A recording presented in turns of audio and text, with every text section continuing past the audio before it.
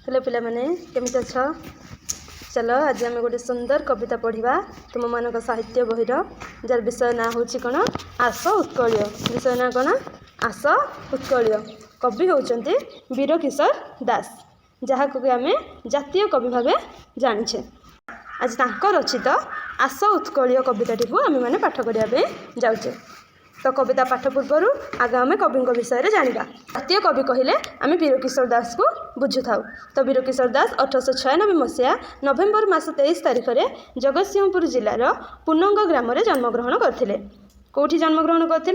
जगतसिंहपुर जिलार पुनंग ग्राम में 1896 मसीहा नवेम्बर 23 तारिख में। तो स्वाधीनता संग्राम बर्णी शिखा को जिते आम देश पराधीन थिला इंग्रेज मान अधीन थिला सेते बेले आम ओडिशावासी को बा भारतीय मानक इंग्रेज मान विरुद्ध रे विद्रोह करने से कविता माध्यम वार्ता प्रदान करते वार्ता प्रेरण करते। तो स्वाधीनता संग्राम जो बर्णी थिला जो निया जलुला से निया को अधिक प्रज्वलित करने उद्देश्य से कविता मान सब रचना करते। द्वारा लिखित पुस्तक मध्य केते गुडी है मोहन बंशी, विद्रोह वीणा, फूल चंदन, वीर गीतिका। आम जो विषय पढ़ा आम जो कविता पढ़ा आस उत्कलीय। तो ये आस उत्कलीय विषयटी वीर गीतिका कविता संकलन आनीत। तो कविंकर वीर गीतिका कविता संकलन आस उत्कलीय विषयटी आनीत। तो आशा करुँची तुम मैंने कवि विषय में जानीपार। तो कवि जन्म होते कौटी जगतसिंहपुर जिलार पुनंग ग्राम में केते मसीह जन्म होते 1896 मसीह। तो आम वीर किशोर दास को क्यों कवि भाव जानीचे ना जातीय कवि भाव आम वीर किशोर दास को जानीचे। चलो एबे आम विषयटी को आरंभ करवा। तो पिला माने चलो मु गीतटी की गाऊचे तमे माने मध्य गाओ। आस उत्कलीय शुण सर्वे मिली ए देश जातिर पूर्व कथा स्मरणे जहार गरबे तोहर आपे आपे नई पड़िब मथा बक्सी जगबंधु चंदन हजूरी गलेणी उभई अमर पथे जस कि तांकर हेब कि मलिन अमलिन परा ताहा जगते पाइक पुअर गारिमा जाथिला स्वाधीनता जगे देला हुति से जाति दायद आमे तो सरबे बोली हेबा संगे सही विभूति तो शाली प्रांतरे दिने बहिथिला समरे वीरर रकत नई स्वाधीनता पाई प्राण देले जेते पचारिले माटी जीवत कही। कविताटी को बुझिबा सरल भाव। आस उत्कलीय शुण सर्वे मिली ए देश जातिर पूर्व कथा। तो उत्कलीय माने उत्कलर जनसाधारण को बुझाऊँगी। उत्कल हेउछि आम ओडिशार पुराणा नाम। जेमिति कि आम ओडिशार अन्य पुराणा नाम मध्य कलिंग, ओड्र।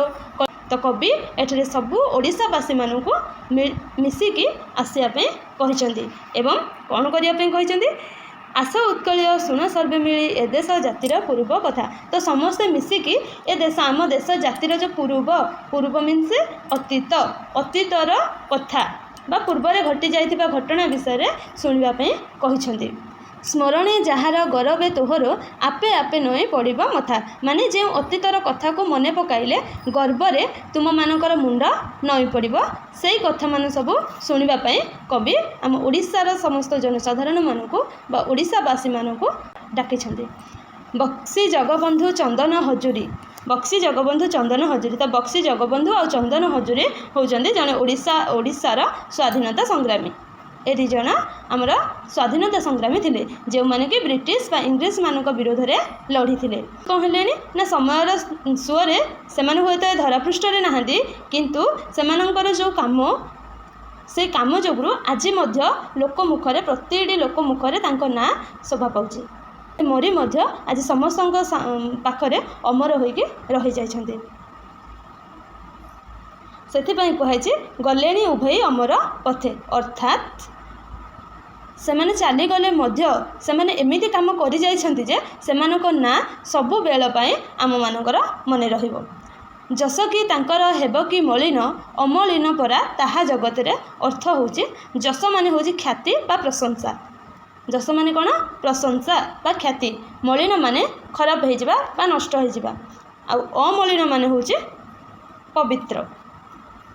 तार अर्थ कौन तो तांके जो सब भल काम करिसेंती सेमानकर भल काम और त्याग एते उच्च जे सेमानकर नाम और ख्याति केबे हेले खराब हेबनी कि लोक मानक मुखरु केबे भी भूली माने भूली हेबनी लोक माने केबे भी सेमानकु भूली पारिबेनी कोथि पय सेमानकर भल काम और त्याग पय हमर ए माटी मा पय सेमाने जो बलिदान करचंदी बा निज जीवन को उत्सर्गीकृत करिसेंती सेथिपय सेमाने सब बेले लोकंक मुखरे पाइक पुअर गारिमा जाथिला स्वाधीनता जागे देला आहुति तो गारिमार अर्थ होची गौरव बा मर्यादा आ जागे माने स्वाधीनता जागे माने जागे मीन्स यज्ञ जागे माने कौन यज्ञ आ स्वाधीनता जागे माने स्वाधीनता आंदोलन स्वाधीनता जागे माने कौन स्वाधीनता आंदोलन आहुति माने बलिदान देवा अर्थात पाइक माने वीर और सम्मानीय बहुत थिले से माने देशर स्वाधीनता पाए निज जीवन को त्याग करने को पछघुंचा दे नथिले एवं निज जीवन को त्याग करथिले से जाति दायाद आमे तो सरबे से जाति दायाद आमे तो सरबे कहिबार अर्थ होची माने उत्तराधिकारी कवि कहते कि सेमानक जातिर आमे माने होचे उत्तराधिकारी सेमानकर आमे होचे संतान तेणु चलो आमे कौन करिबा बोली हेबा अंगे सही विभूति बोली हेबा अंगे सही विभूतिर अर्थ जेहेतु से माने बोली हेबा अंगे सही विभूति अर्थात ए वीर मानक जेहेतु आमे वीर मानक संतान तेणु आमे मध्य सेमानक परि भल गुण और साहस धारण करबा उचित तोषाली प्रांतरे दिने बहिथिला समरे वीरर रकत नई तोषाली माने आम पुरातन ओडिशार एक स्थान जहाँकि वर्तमानर धौली सहित जोड़ा जाउछि तोषाली ठारे युद्ध एमिति भयंकर होइतिला जे जो युद्ध रे कि अनेक वीर जवान माने बा वीर पुरुष माने हमर कोन करिसेंती निज जीवन को उत्सर्गीकृत करिसेंती बा आम माटी मा पई निज जीवन को बलिदान दे देछंती एवं से वीर मानकर रक्त एते माने एते जोर रे बलिदान एते जन वीर देइथिले जे सेमानकर रक्त नदी परि बहि जाइथिला स्वाधीनता पाई प्राण देले जेते पचारिले माटी जीवत कही यार अर्थ आम देशर स्वाधीनता पाई जो वीर पुरुष माने बा जेते भी वीर पुरुष माने बलिदान देइछंती से जदि से मानक कथा आम माटी को मध्य पचारिबा माटी मध्य तार मुख साक्षी बा आम माटी माँ से सबू को